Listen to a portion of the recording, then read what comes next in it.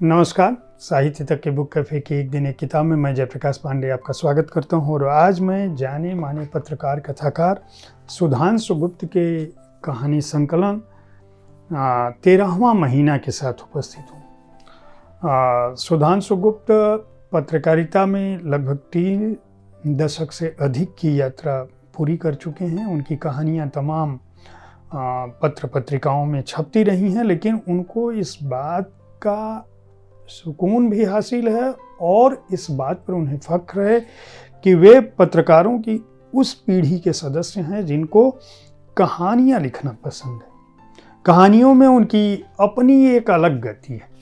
साहित्य को वह समझते हैं और अपने लेखन में इस बात की कोशिश करते हैं कि वे अपने आसपास के पात्रों को, अपने आसपास के जीवन को, अपने आसपास की शैली को उन्हीं शब्दों में बता पाएं जिन शब्दों में उन्होंने उनको देखा है, आंका है, परखा है और लिखा है। इसीलिए इनकी कहानियाँ किसी कल्पना लोक के धरातल से नहीं आती हैं, बल्कि वे हमारे आपके आसपास घटती हैं।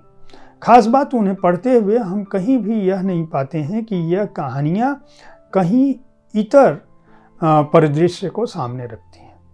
इसीलिए उन्होंने इस पुस्तक का समर्पण उन सपनों को किया है जो कभी सच नहीं हुए, और सच नहीं हुए इसलिए वे सपने हमेशा उनके साथ खड़े रहे।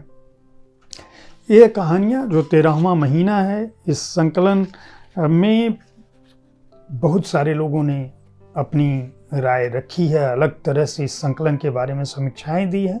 महेश दर्पण ने हर कहानी को अपने ढंग से देखा है। महेश दर्पण वरिष्ठ कथाकार हैं। उनका कहना है कि आज की जो भेड़ चाल है और जो व्यावसायिक दबाव है, उनमें जो कहानीकार हैं वो फैशन परस्तों के तौर पे कहानी लिखते हैं, लेकिन सुधांशु की कहानियों का जो आकार और मिजाज है वह उन्हें वर्तमान कथाकारों से अलग खड़ा करता है। हर कहानी अपने आप में संकेत लिए हुए है, अपने आप में कोई बिंब लिए हुए है और कोई ना कोई संदेश जरूर देती है।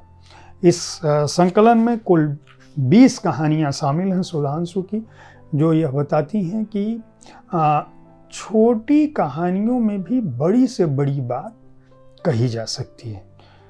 जो कहानियाँ शामिल हैं, कॉफ़ी, ताज और हरी आँखों वाला लड़का, ये पहली कहानी है। नुक्ताची, मुखौटा, प्रतिरोध की कहानी, मशीन, खो रही है माँ, गांठ, 13वां महीना, एक छोटा सा झूठ, छींक, बड़ी मछली छोटी मछली, 21 दिन, डर, स्पेस, आवाज़ों की चोरी, अनुपस्थिति, पुराना प्रेम, बिना चेहरे वाला आदमी, तीसरा शहर और एक आवाज़, खाली दीवारें। ये कुल 20 कहानियाँ हैं। कहानियों के अंदाज किस तरह के हैं, मिजाज किस तरह के हैं, उनमें मैं कुछ कहानियों के बारे में बताऊं। जैसे पहली कहानी ये कॉफ़ी, ताज और हरी आँखों वाला लड़का, तो ये उन 2 युवाओं की कहानी है जो सोशल मीडिया पर एक दूसरे से मिलते हैं, एक दूसरे से साहित्य की बातें करते हैं, लेख की बात करते हैं, जीवन की बातें करते हैं। लड़का लड़की से के प्रति आकृष्ट होता है, लड़की भी इस कदर उस लड़के के जीवन में आ जाती है कि अगर दोनों एक दूसरे से बात न करें तो उन्हें लगता है, कम से कम लड़के को लगता है कि अगर आज फोन नहीं आया तो कुछ अधूरा है। जब भी ये बात करते हैं, किसी न किसी बात पर एक दूसरे पे कॉफी ड्यू हो जाती है। लड़की आगरा में रहती है और फिर भी उसने शायद ताजमहल नहीं देखा।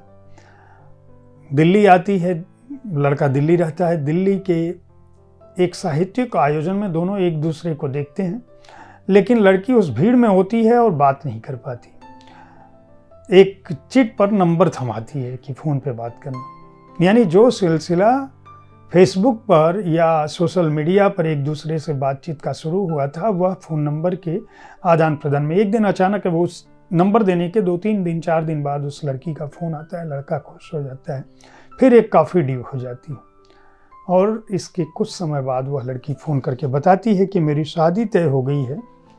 और लड़का जब उस लड़की के ख्यालों में गुम होता है, हफ्ते भर उसका फ़ोन नहीं होता है और वो सोचता है कि क्या करे, वो आगरा जाए, उससे मिले, कैसे करे। तब उसका फ़ोन आता है और वो कहती है कि मेरी शादी तय हो गई।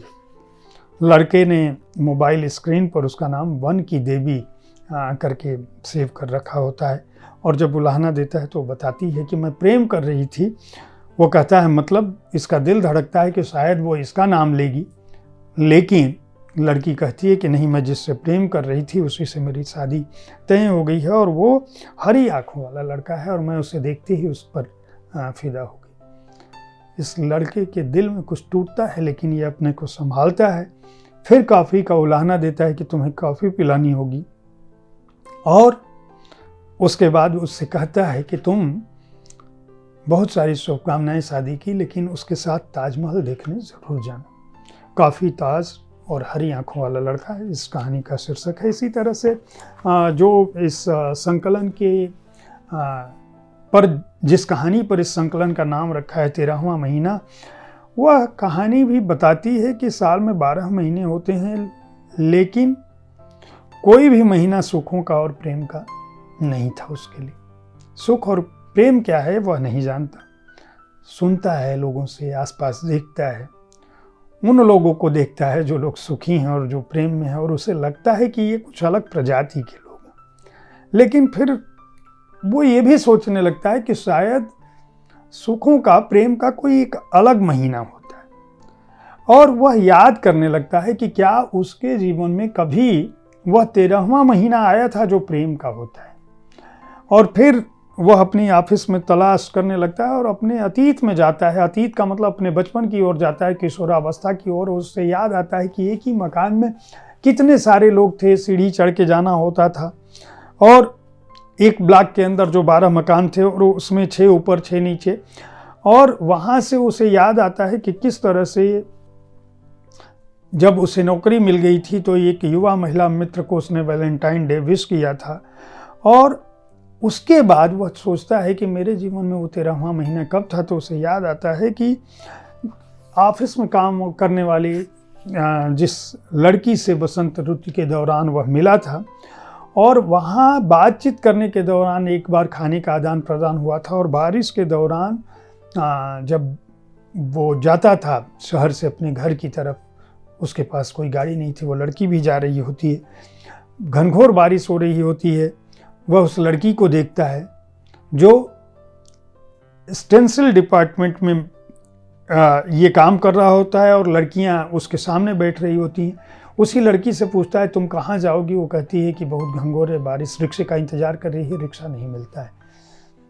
दोनों एक दूसरे के साथ भीगते हुए चलते हुए जाते हैं और जब वह अपने मोहल्ले के पास आधे घंटे 1 घंटे की यात्रा के बाद पहुँचती है अपनी गली के पास, तो वो कहती है कि ठीक है तुम लौट जाओ अब और अपना ख्याल रखना, मैं यहाँ से चली जाऊँगी। बहुत कुछ सोचने के बाद यह पाता है कि इसके जीवन का 13वां महीना वह था जब वह उस लड़की को उस बारिश के दौरान छोड़ने गया था।